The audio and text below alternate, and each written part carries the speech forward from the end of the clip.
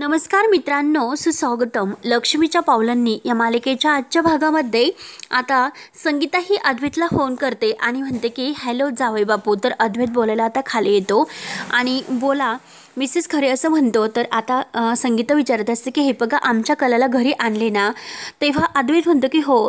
तर आता संगीता विचारते की तिची तब्येत आता कशी आहे, तिला आता कसं वाटतं. बघा तुमच्या घरी येण्याचं आमचं धाडस नाही होत म्हणून तुम्हाला मी विचारते. तेव्हा अद्वैत म्हणतो की हे बघा मिसेस खरे, मी समजू शकतो पण तुम्ही काळजी करू नका, आम्ही सगळेजण येथे आहोत ना. आम्ही सगळेजण तिची काळजी घेतोय आणि तसंही डॉक्टरांनी सांगितलेले आहे तिला रिकवर होण्यासाठी काही दिवस तर लागतील. आणि हे बघा मिसेस खरे, सध्या जे काही आमच्या घरात झालेले आहे त्याबद्दल तिला कोणीही काही नाही सांगणार, त्यामुळे प्रयत्न करा की तुम्ही सुद्धा तुमच्याकडून तिला काहीही कळून देऊ नका. त्यानंतर आता इकडे रोहिणी नैनाला म्हणत असते की अगं नैना, तू एकदा समजून घे, तुला का कळत नाही ग. अगं काल मात्र तू पकडली गेली होती आणि हे बघ अगं कोणतंही काम करताना मात्र त्या परिणामांचा विचार करायला हवा. तेव्हा आता नैना म्हणते की हे बघा मॉमिनला मी माझ्या हुशारीमुळे अगदी प्रसंग सावधान दाखवले आणि शेवटी त्यातून मी वाचले आणि हे बघा मी नाही पकडले गेले. रोहिणी मात्र आता नैनावर रागवते आणि म्हणते की हे बघ मोठेपणा करू नकोस, मी तुला अलर्ट राहा एवढंच सांगते. तेव्हा आता नैना म्हणते की हे बघा तुम्ही काही काळजी करू नका मॉमिनला, मी तर अलर्ट आहे. आणि आता मात्र त्या कलाचा मला खूपच राग आलेला आहे, मी तिला नाही सोडणार. आणि हे बघा त्यासाठी मात्र माझ्या डोक्यामध्ये एक जबरदस्त असा प्लॅन आहे. हे बघ घरातील मात्र सगळेजण ती आजारी असल्यामुळे सोम आणि अनामिका या दोघांचं आणि काजलचं जे प्रकरण आहे तर ते प्रकरण मात्र तिच्यापासून सगळं काही लपवतात. आता मात्र ते माझं काम आहे आणि आता कुठे तिची तब्येत बरी होते, त्यामुळे आता हे जे काही घडलेलं आहे ते सगळं मात्र मी तिला जाऊन सांगणार आहे. तर आणि असा धक्का मी तिला देणार आहे की जेणेकरून तिच्या तब्येतीची आणखीन वाट लागेल. तेव्हा आता अद्वैत तिकडे संगीताला फोनवर म्हणत असतो की ती आजारी आहे आणि या सगळ्या गोष्टी जर तिला कळाल्या तर तिला आणखीन ट्रेस यायला नकोय, म्हणून मी आता हे सर्व तिच्यापासून लपवतोय. तेव्हा आता संगीता सुद्धा म्हणते की जावई बापू तुमचं अगदी बरोबर आहे आणि खरं तर आम्ही सुद्धा तिला फोन करणारच होतो, परंतु आम्ही मात्र काहीतरी तिच्यापासून लपवतो. हे सगळं काही तिच्या लक्षात येईलच आणि कसे आहे की लक्षात आल्यानंतर तिची जी काही आहे ती विचार करेल त्या सगळ्याबद्दल आणि परत तिच्या तब्येतीवर परिणाम होईल, म्हणून आम्ही तिला फोन न करता तुम्हाला फोन केला. फक्त आम्हाला तिच्या तब्येत कशी आहे याबद्दल अगदी माहिती कळवत राहा, बाकी काही नाही. तेव्हा आता लगेच अद्वैत म्हणतो की हे बघा मिसेस, तुम्ही काही काळजी घेऊ नका, तिला कोणताही अगदी त्रास होणार नाही, मी पूर्णपणे तिची काळजी घेईन आणि तिला कोणताही त्रास होणार नाही, ही जबाबदारी आमची सगळ्यांची असेल. ते ऐकून आता संगीता म्हणते की बरं ठीक आहे चालते. त्यानंतर मात्र आता इकडे नैनाने तर कलाला सर्व काही काजल आणि सोमबद्दल सांगण्याचं ठरवलेलं असतं.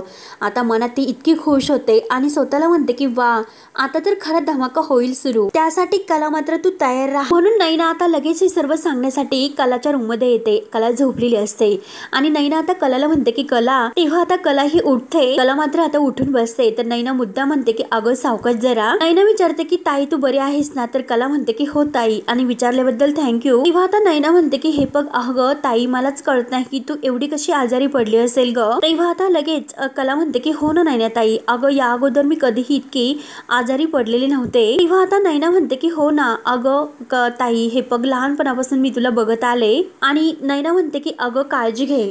तेव्हा आता कला म्हणते की हो ताई, परंतु नैना मात्र आता तिच्यासमोर अगदी गंभीर स्वरूपाचा चेहरा करते, कारण कला आपल्याला काहीतरी विचारेल आणि आपण सोम आणि काजलबद्दल लगेच कलाला सर्व काही सांगून टाकूयात, म्हणजे ह्या सर्व गोष्टीचं कलाला खूप टेन्शन येईल आणि ती पुन्हा डिप्रेशनमध्ये जाईल असे आता नैनाला वाटत असते, म्हणून तसे हावभाव ती आता करत असते. तेव्हा आता कला ही नैनाकडे चेहऱ्याकडे बघते आणि म्हणते की नैना ताई अगं तुझा चेहरा असा का पडला, खाली सुद्धा तुम्हाला काहीतरी सांगणार होती पण नक्की काय होते खाली तू नाही सांगितले, मला सांग बरं. तेव्हा आता नैना ही थोडीसं डोळ्यात पाणी आणण्याचं नाटक करते आणि म्हणते की हे बघ अगं कला, गेल्या काही दिवसापासून मला त्रास होतोय आणि कुणाशी बोलायचं हेच मला नाही समजत. आणि हे बघ कला, अगं मला राहवत नाही म्हणून मी तुला सांगते. आता रडण्याचं थोडंसं नाटक करत म्हणते आपल्या काजू सोबत जे काही झालं ना ते मी तुला सांगते आणि काजल सोबत ते व्हायला नको होते. तेव्हा आता कलाला टेन्शन येते. कला विचारते की काय झालं काजू. तेव्हा आता नैना थोडंसं रडण्याचं नाटक करते आणि म्हणते की आपल्या बहिणीबद्दल इतकं वाईट घडलेलं आहे तर, आणि जे काही झाले ते मला नाही बघावलं गेलं, इतकं वाईट वाटलं म्हणून मला नाही सांगूशी वाटत. तेव्हा आता कला विचारते, कलाला अगदी धक्का बसतो. कला म्हणते की हे बघ अगं नैनाताई काय झाले ते मला व्यवस्थित सांगशील का. तेव्हा मात्र आता जो घडलेला प्रकार आहे तो नैना सगळं काही अगदी कलाला सांगते. ते ऐकून कलाला खूप मोठा धक्का बसतो. तेव्हा आता नयनाने मुद्दाम सगळं काही आपल्या मोबाईलमध्ये जो काही व्हिडिओ आहे तो सुद्धा कलाला दाखवलेला असतो. कलाच्या पायाखालची जमीन सरकते. कलाला आता खूप टेन्शन येते, पण नयना आता मुद्दाम म्हणते की अगं कला, तू अजिबात विचार करू नकोस आणि तू अजिबात टेन्शन घेऊ नकोस, सगळं काही आहे ते ठीक होईल. तू फक्त आता तुझी तब्येत सांभाळ, काळजी करू नको, विचार सुद्धा करू नकोस, स्वतःची काळजी घे. अगं मी तर फक्त काय माझ्या मनातील शेअर केलं, पण अगं कला तू मात्र विचार करू नकोस, सगळं काही अगदी व्यवस्थित ठीक होईल. तू मात्र आराम कर आणि इतकं टेन्शन घेऊ नकोस. आता आले मी असे बोलून नयना शेवटी बाहेर निघून जाते आणि शेवटी नयनाला हेच करायचे होते आणि तिने तर अगदी कलाला ते अगदी सांगून टाकलेले असते. तेव्हा आता कला बिचारीला खूप टेन्शन येते, ती जागी स्तब्ध होते. कला आता रडत असते आणि त्याचा विचार करत असते की म्हणजे नयनाताई जे काही बोलली त्यामुळे आत्ताच्या आत्ता मात्र मला फोन करावा लागेल असे बोलून कला लगेच आता काजलला फोन करते. आता काजलला तर कलाचा फोन बघून खूप टेन्शन येते आणि आता काजल विचार करते की तायडीचा फोन, मग नक्की आता मी काय करू, घेऊ किंवा नको. तेव्हा आता संगीता आणि दिनकर तर समोर असतात. तेव्हा आता काजल म्हणते की आई हे बघ कलाताईचा फोन आहे, घेऊ किंवा नकोय. तेव्हा आता संगीता आणि दिनकर रागाने काजलकडे बघतात आणि काजलला म्हणतात की हे बघ उचलू नको फोन, तू जे काही शेण खाल्लेलं आहे ते स्वतःच्या तोंडाने तू तिला सांगणार आहेस का. तेव्हा आता काजल बिचारी रडत असते आणि इकडे फोन उचलत नाही म्हणून कलाला तर खूप टेन्शन येते. तेव्हा आता कलाचा पुन्हा फोन येत असतो, तर आता इकडे सगळ्यांना खूप टेन्शन येते की काजलला आता काय करू आणि कलाचा फोन उचलू किंवा नको उचलू, म्हणून काजल सुद्धा आता खूप टेन्शन मध्ये येते. आणि शेवटी मात्र आता काजलने कलाताईचा फोन उचललेला असतो. आता कलाताई रडतच म्हणते की गुंड्या मला एक गोष्ट सांग, तू आणि सोहम एकांतात आपल्या घरी भेटला होतात का. तेव्हा आता काजलला धक्का बसतो. काजल शांत असते तर कला आता रडतच विचारते की मी तुला जे काही विचारते तर त्याचं प्रश्नाचे उत्तर मला दे, सर्व खरं आहे का. तर तरी सुद्धा आता काजल काही उत्तर देत नसते. तेव्हा आता संगीता धावतच काजल जवळ येते तर कला रडतच म्हणते की गुंड्या प्लीज जे खरं आहे ते मला खरं सांग. तेवढ्यात मात्र आता संगीता काजलच्या हातातील मोबाईल घेते आणि म्हणते की हॅलो अगं कले, अगं बाळा तू कशी आहेस, तुझी तब्येत बरी आहे ना. तेव्हा आता कला रडतच म्हणते की आई हे बघ मी ठीक आहे, परंतु मला एक गोष्ट सांग, जे काही मी ऐकलं ते खरं आहे का. तर आता संगीताला धक्का बसतो. संगीताला असं वाटतं की आता कलाला काय उत्तर द्यायचं, सोहम आणि काजल या दोघांमध्ये नेमकं काय घडले होते. तेव्हा संगीता आता खूप टेन्शन मध्ये येते. आता कलाला काय उत्तर द्यायचं हे तिला काही कळत नसते, ती पूर्णपणे घाबरते. आता कला पुन्हा विचारते की आई फक्त मला याचं उत्तर दे की काजल आणि सोहम आपल्या घरी एकांतात भेटले होते का. तेव्हा आता संगीता सावरण्याचा प्रयत्न करते आणि म्हणते की तुला कोणी सांगितले. तेव्हा मात्र आता कला म्हणते की अगं मला नयनाताईंनी सांगितले आणि आई ते महत्वाचं नाही. आता नयना म्हटल्यानंतर आता संगीताला खूप त्या नयनाचा राग येतो. तिने जे काही सांगितले ते खरं आहे का तेवढं फक्त मला सांगतो, ते खरंच भेटले होते का आणि जर ते एकमेकांना भेटले होते तर त्यांच्यामध्ये काय घडले आणि हे जे काही आहे ते सगळं तुम्ही माझ्यापासून का लपवलं. आणि तरीच मी असं म्हणते की अनामिका अचानक कुठे निघून गेली, अनामिका इथे का दिसत नाही म्हणून. तेव्हा आता संगीता सांगायला जाते की हे बघ कला, अगं त्याचं काय झालं तुला माहिती आहे का. तर कला ऐकून घ्यायला तयार नसते. कला म्हणते की नाही आई, हे जे काही तुम्ही माझ्यापासून लपवलं आणि आता मात्र तू आणखीन प्लीज काही खोटं बोलू नकोस, जे काही असेल ना ते सगळं काही खरं खरं मला सांग. कला आता खूप रडत असते आणि तिचा तो अगदी आवाज ऐकून संगीता आणि दिनकर यांच्या खूप पोटात तुटते. त्यांना आता कलाची काळजी लागते. एकतर कला आजारी आहे आणि त्यात म्हणजे आता हे आणखीन एक टेन्शन, ते सुद्धा शेवटी तिला माहितीच झाले. तिच्यापासून इतका लपवण्याचा प्रयत्न केला परंतु ह्या नयनाने मात्र शेण खाल्ले. तेव्हा आता दिनकर फोन घेतो आणि म्हणतो की हे बघ कले, अगं मी बोलतोय बाबा, तुला माहिती आहे ना की आम्ही तुझ्या सोबत कधीही खोटं बोलत नसतो, तुझ्यापासून काहीही लपवत नाही. पण हे बघ अगं यावेळेला तुझी तब्येत बरी नव्हती, तुझी ही तब्येत असल्यामुळे अशा वेळेला आम्ही तुला सगळं कसं सांगणार आहोत बरं, सांग बरं. अगं कला त्याचा सर्वात जास्त त्रास तुला होईल ना, म्हणून तुला आम्ही सांगितलं नाही बाळा. आणि हे बघ अगं बाळा, दुसरं काही कारण नव्हतं की आम्ही तुझ्यापासून हे सर्व लपवले. तेव्हा आता कला म्हणते की बाबा अहो पण इतका सगळा प्रकार तुम्ही माझ्यापासून लपवून ठेवला आणि हे बघा जर माझ्यासमोर हे सर्व आले असते आणि आता तरी सुद्धा तुम्ही त्यामुळेच मला भेटायला आले नाहीत. जर तुम्ही माझ्यासमोर आले असते तर मी तुम्हाला लगेच अगदी तुमचे चेहरे बघून पकडले असते, म्हणूनच तुम्ही मला भेटायला आले नाही. मी तरीच विचार केला की आई बाबा मला भेटायला आलेच कसे नाहीत. आणि हा इतका मोठा सगळा प्रकार घडलेला असताना तुम्ही चांदेकरांकडे येता आणि मात्र 10 वेळा विचार करताल. तेव्हा आता दिनकर कलाला समजावतो की हे म्हणतो हे बघ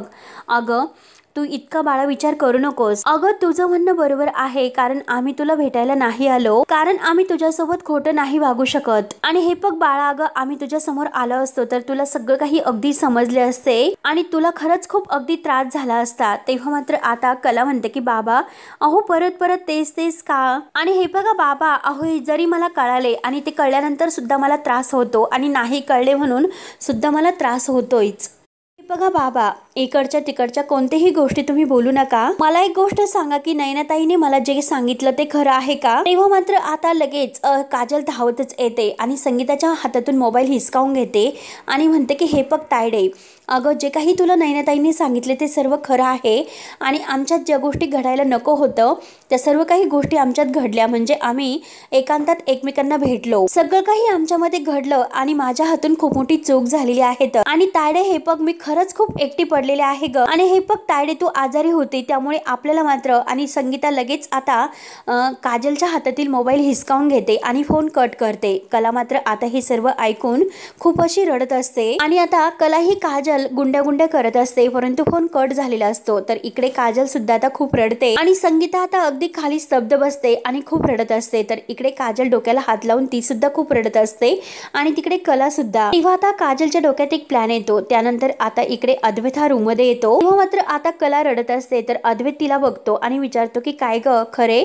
अगं काय झाले, का रडतेस तू. तेव्हा आता अद्वैत पुन्हा विचारतो. तर कला आता काही सांगायला तयार नसते, परंतु आता मात्र अद्वैत पुन्हा विचारतो की खरे. तिला हात लावतो. तर लगेच कला म्हणते की हे बघ चांदेकर, तू बाजूला हो. अद्वैत पुन्हा विचारतो की खरे, अगं काय झाले, तुला बरं वाटत नाही का. तर कला ही त्याच्यावरच रागवत असते आणि डायरेक्ट आता कला त्याला म्हणते की तू माझ्याशी बोलू नकोस, हा सगळं काही खोटारडेपणा आहे, सगळी लपवाछपवी आहे. तेव्हा आता अद्वैत विचारतो की खरे अगं पण काय झाले. तेव्हा आता अद्वैतला काही कळत नसते की नक्की खरेला काय झालं असेल. तो विचारतो की कला खरे, अगं तुला बरं वाटतं ना. तर आता कला म्हणते की हे बघ, मला एक गोष्ट सांग की अनामिका कुठे आहे. तेव्हा आता अद्वैत म्हणतो की हे बघ, अनामिका बाहेर गेलेली आहे कारण तिच्या भावाचा बर्थडे होता असे मला आई म्हणाली. तेव्हा आता कला विचारते की नक्की. तर अद्वैत विचारतो की काय काय ग खरे, काय झाले आणि तू असं का विचारतेस. तेव्हा आता कला म्हणते की कारण तू खोटं बोलतोस. अरे चांदेकर, तू खोटारडा आहेस. म्हणते की अरे चांदेकर, काजल आणि सौम्य दोघांमध्ये जे काही झालंय ते माझ्यापासून का लपवलं. आपल्या घरामध्ये इतकं सगळं काही घडत असताना सुद्धा एका शब्दाने तुला मला सांगावंसं वाटलं नाही का. अरे मग अजून काय काय तू माझ्यापासून लपवलंस. तेव्हा आता अद्वैत म्हणतो की हे बघ खरे, अगं मी तुला सांगणार होतो परंतु तुझ्या तब्येतीमुळे मी तुला नाही सांगितले. तेव्हा आता कला म्हणते की बास, आणि हे बघा सारखं सारखं माझ्या तब्येतीचं कारण मला देऊ नका. मी इतकी कमकुवत नाही की घरातील प्रॉब्लेम सुद्धा मी ऐकू शकणार नाही म्हणून. पण चांदेकर हे बघ, अरे तुला तर मला सांगायचंच नव्हतं, तुझ्याशी कोणीही खोटं बोलायचं नाही, तुला खपणार नाही, तुला झेपणार नाही असं तू टेंभा मिरवत म्हणत असतो. आता माझ्याशी तू इतकं सगळं मोठं खोटं बोलतो, हे तुला चालते का. तेव्हा आता अद्वैतच्या तोंडातून शब्द काही निघत नसतो आणि कला आता विचारत असते की हा प्रश्न अरे तुझ्या भावाचा आणि माझ्या बहिणीचा नाही, अरे प्रश्न मात्र येथे दोन घरांचा आहे. अरे चांदेकर, मला कोणीही जरी सांगितले नाही पण तू तरी सांगायला हवे होते. आणि आता कला खूप रडत असते. तर अद्वैत म्हणतो की हे बघ खरे, अगं मी तुला खरंच सांगणार होतो. तर कला म्हणते की हे बघ चांदेकर प्लीज, मला आत्ता आणि आत्ता तुझं काही ऐकून घ्यायचं नाही आणि तुझ्याशी मात्र मला आत्ता बोलायचं सुद्धा नाही. तेव्हा आता कलाला खूप ठसका लागत असतो आणि तिला त्याची तब्येत तर एकतर बरोबर नसते. तेव्हा आता अद्वैत म्हणतो की हे बघ खरे, अगं तुला खूप त्रास होतोय, तू पाणी पे. परंतु कला आता जोरात ओरडते की काही नकोय आणि जोरात ओरडून म्हणते की मी माझं बघेल. एवढ्यात आता कला ही तांब्या घ्यायला जाते आणि त्यावरील वाटी खाली पडते. अद्वैत ती वाटी द्यायला जातो तर कला त्याच्या हातातून रागाने ती हिसकावून घेते आणि खूप रडत रडत ती आता पाणी पित असते. तेव्हा आता अद्वैत हा अगदी आपल्या मनाला म्हणत असतो मनात की आता हिला कशी माझी मनस्थिती बद्दल सांगू, माझी मनस्थिती काय आहे ते. म्हणून अद्वैत आता विचारत पडतो, त्याला कलाची काळजी लागते. त्यानंतर आता इकडे संगीता ही डोक्याला हात लावून बसलेली असते आणि काजल टेन्शन मध्ये. काजलला मात्र आता संगीता आणि दिनकर यांचा जो होणारा त्रास आहे तो काही बघवत नसतो. काजल पुन्हा धावतच संगीता जवळ येते आणि म्हणते की आई सॉरी, खरंच सॉरी, माझ्याकडून चूक झाली. आणि आई तुला माहिती आहे ना की आपण ताईशी खोटं बोलू शकत नाही, त्यामुळे पटकन तोंडातून निघून गेले. म्हणून आता काजल ही आईच्या हातावर हात ठेवते आणि खरंच सॉरी असं म्हणते. संगीताला तर खूप राग येतो. संगीता सनकनी आता काजलच्या कानामागे देते. संगीता धावतच काजलच्या अंगावर येते आणि तिला खूप एक लहान मुलासारखं खूप मारते. काय ग, हे सर्व करताना लाज कशी वाटली नाही तुला, तोंड वर करून बोलायला सुद्धा लाज कशी वाटली नाही. म्हणून आता ती काजलला खूप मारत असते आणि तिला हे सर्व ओरडून बोलत असते, अगं तू बहीण आहे की वैरी आहेस म्हणून. आता ती काजलच्या अंगावर खूपशी धावून जाते. तेव्हा दिनकर आता संगीताला धरत असतो, तर आता संगीता काजलला मारतच म्हणते की का माझ्या पोटी तू जन्म घेतला. दिनकर आता संगीताला धरून ओढतो, पण संगीता ऐकायला तयार नसते. संगीता आता धावतच आता पुन्हा येते आणि तुम्ही मला आज अगदी म्हणजे थांबू नका, आज मात्र मी हिचा जीव घेणार म्हणजे घेणारच. अगं हे सर्व करताना लाज वाटायला पाहिजे होती तुला. एकतर क्षण खाल्लं तर खाल्लं, परंतु आज वर तोंड करून सांगते सुद्धा. म्हणून आता संगीता काजलला खूपच मारते आणि का राहिलीस तू आता आमच्या घरी असे म्हणून आता ती काजलला खूपच मारते.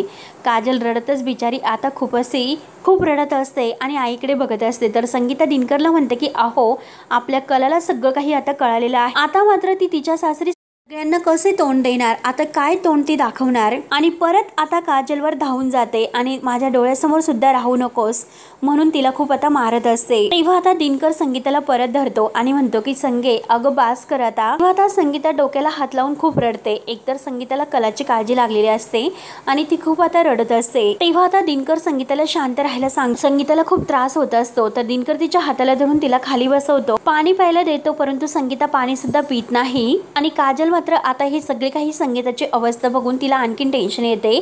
त्यानंतर आता इकडे कला सुद्धा अगदी झोपलेली असते आणि सारखं ती विचारत असते. आता कलाची ती अवस्था बघून आता अद्वैत बिचारायला सुद्धा खूप टेन्शन येते. अद्वैत आता कलाला म्हणतो की खरे अगं तुझ्या औषधांची वेळ झालेली आहे. तेव्हा आता कला ही उठून बसते आणि स्वतःच्याच हाताने ती औषध घ्यायला जाते. तर अद्वैत म्हणतो की अगं खरे थांब मी देतो ना. तेव्हा कला ही स्वतःच्याच हाताने गोळ्या घेत असते, तर अद्वैत द्यायला जातो, परंतु कला ही आता लगेच त्याचा हात मागे करते आणि पाणी गोळ्या वगैरे आहे तर ते अद्वैतला काही हात न लावून देता आपल्या हातानेच घेते. सगळ्या गोळ्या तिने आता एकत्र घेतलेल्या असतात. त्याला काही अद्वैतशी बोलायला तयार नसते. तेव्हा आता अद्वैत तिचा हात धरतो आणि म्हणतो की खरे अगं प्लीज मला तुझ्याशी बोलायचं आहे. तर आणि हे बघ खरे तूच मला शिकवलेलं आहे की डोक्यामध्ये राग घालून काही होत नसते आणि आपल्याला राग आल्यानंतर आपण डोळे मिटायचे, 10 पर्यंत आकडे आपण मोजायचे आणि दीर्घ असा श्वास घ्यायचा आहे. आणि ही जी काही टेक्निक तुम्हाला सांगितलेली आहे तर त्या टेक्निकचा मला खरंच खूप मोठा उपाय झालेला आहे. त्यामुळे हे बघ जी काही टेक्निक तुम्हाला सांगितली तर ती स्वतःला अप्लाय करशील. तरी सुद्धा आता कला ही अद्वैतची काही बोलायला तयारच नसते आणि रागरागाने ती मात्र ते गोळ्या औषध आहे तर ते ठेवून देते आणि परत ती आता झोपायला जाते. तेव्हा आता अद्वैत पुन्हा तिच्याजवळ येतो आणि म्हणतो की खरे अगं तू असं काय करतेस,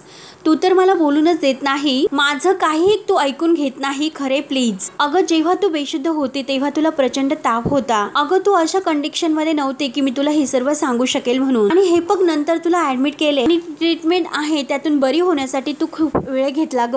तुझी अवस्था बघून त्या कंडिशन मध्ये मी तुला हे सर्व सांगणार होतो का. आणि तू विचार कर की ह्या कंडिशन मध्ये मी जर असतो तर तू मला हे सर्व सांगू शकले असते का, तुझ्या जागी मी असतो तर तुम्हाला हे सगळं सांगितले असते का. तेव्हा आता कला म्हणते की हे बघ उगाच काही बोलू नको चांदेकर. आता अद्वैतच्या डोळ्यामध्ये पाणी आलेलं असतं. तो म्हणतो की खरे अगं मी प्लीज तुला तेच म्हणतोय, अगं त्या कंडिशन मध्ये मी तुला जर काही सांगितले असते तर तुला खूप त्रास झाला असता. अगं हे बघ बाकी कोणत्याही गोष्टीपेक्षा मला तुझी तब्येत खूप महत्वाची आहे आणि आता पण आणि आता मात्र हे सगळं काही कळाल्यानंतर तुला किती त्रास होतो. तेव्हा आता कला म्हणते की अरे चांदेकर मी तुला तेच म्हणते की शेवटी मला त्रास तर झालाच. तेव्हा आता अद्वैत म्हणतो की हे बघ तसे नाही अगं. तर आता कला विचारते की मग कसे आहे चांदेकर. अरे मला तर त्रास झालेलाच आहे, खूप वाईट वाटले असे बोलून आता कला खूप रडत असते. तर अद्वैत पुन्हा तिच्या हात धरतो आणि तुझं म्हणणं अगदी बरोबर असेल परंतु मी जे काही बोलतो ते सुद्धा चुकीचं नसेल असं मला वाटतं. आणि सगळ्यात महत्वाची गोष्ट म्हणजे जी काही चूक मी केलेली आहे ती चूक तू करू नकोस. सोहमच्या लग्नाच्या वेळेस तुम्हाला सांगायला आली होती तेव्हा मात्र मी तुझं काही ऐकून घेतलं नाही. का घडल्यात तुला मी दोषी धरलं आणि किती मी तुला बोललो आणि तू मात्र काय केलंस, डिव्होर्स पेपरवर सह्या करून तू निघून गेलीस. आणि खरे मी तुला हेच सांगण्याचा प्रयत्न करतो की ज्या चुका मी केल्यास त्या खरे तू चुका करू नकोस. मनामध्ये गैरसमज निर्माण करून घेणं, नात्यामध्ये वाद निर्माण करणं, आबोलं धरणं हे असं तू करू नकोस. आणि त्यामुळे मात्र आपल्या नात्यामध्ये दुरावा आला होता, पण आता इथून पुढे मात्र आपल्या नात्यामध्ये जो काही दुरावा येईल तो मला नाही सहन होणार. म्हणून आता तो कलाच्या हात धरून खूप असा रडत असतो. तेव्हा आता कला ही अद्वैतकडे बघत असते.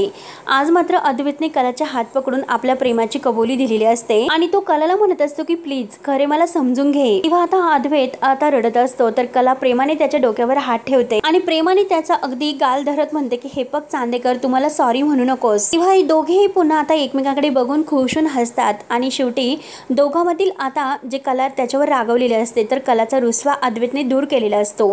अद्वैत आता खुशून कलाकडे बघतो कारण अद्वैत खूप रडत असतो. आणि कलाने मात्र प्रेमाने त्याला समजावलेलं असतं। दोघे आता अगदी छान असे एकमेकांशी हसतात। तर मित्रांनो, हा भाग येथे संपतो। पुढील भागामध्ये आबा हे अद्वैतला आणि बाकी सर्वांना म्हणत असतात की मला एक गोष्ट सांगायची आहे जी काही वर्षापूर्वी घडलेली आहे, ज्याचा संबंध आपल्या घराशी आहे। तेव्हा आता जी गोष्ट घडलेली आहे भूतकाळातील, त्या गोष्टीबद्दल मात्र आता हे सांगत असतात आबा। तेव्हा आता आबाच्या वेळेस मात्र देवी आईचा उत्सव सुरू असतो। आता मात्र आबा जे काही देवी आईचा ते मुकुट आहे तर त्यावरील पडदा बाजूला करतात आणि आता मात्र देवी आईच्या गळ्यातील जे काही मंगळसूत्र आहे तर ते गळून खाली पडते। तर गुरुजी म्हणतात की आबाजी हे बघा, खूप अगदी अघटित घडलेला आहे, खूप मोठा अगदी अपशकुन घडलेला आहे। तेव्हा आता आबा आणि जे काही त्यांची पत्नी धर्मपत्नी असते तर ती सुद्धा आता धक्क्याने रडत असतात। देवीच्या गळ्यातील मंगळसूत्र तुटलं जाणं, तिला तडा जाणं म्हणजे हे एक अगदी संसार कधीही कडेला जाणार नाही। आणि हे बघ आबाजी, अरे तुझ्या हातून एक खूप मोठी अघटित चूक घडलेली आहे। भविष्यामध्ये तुमच्या घरातील कुणाचेही संसार अगदी पुढे जाणार नाहीत, म्हणजे एकत्र कोणतीही जोडी नाही राहू शकणार। हा शाप आहे। म्हणून आता या शापाबद्दल आता आबा हे गुरुजींना, रोहिणीला आणि आता अद्वैतला सांगत असतात, कारण आबा ह्या गुरुजींकडे आलेले असतात त्यांच्या घरी आणि त्यांच्या घरी येऊन हे सर्व आता गुरुजींना सांगितले जाते। त्यामुळे आता हे सर्व ऐकून आता गुरुजी म्हणतात की हो, धर्मसंकट तुमच्यावर आले आहे, त्यामुळे तुम्ही तुमच्या माणसांना जपा। तेव्हा आता अद्वैतला आता काळजी लागलेली असते ती कलाची, कारण कला अजून सुद्धा काही बरी झालेली नसते। तेव्हा मात्र आता अद्वैत सारखा हे सर्व ऐकून आणखीन टेन्शनमध्ये येतो। तर मित्रांनो, पुढे काय होईल हे बघण्यासाठी आता आपल्या चॅनलला नक्की सबस्क्राईब करत राहा। धन्यवाद।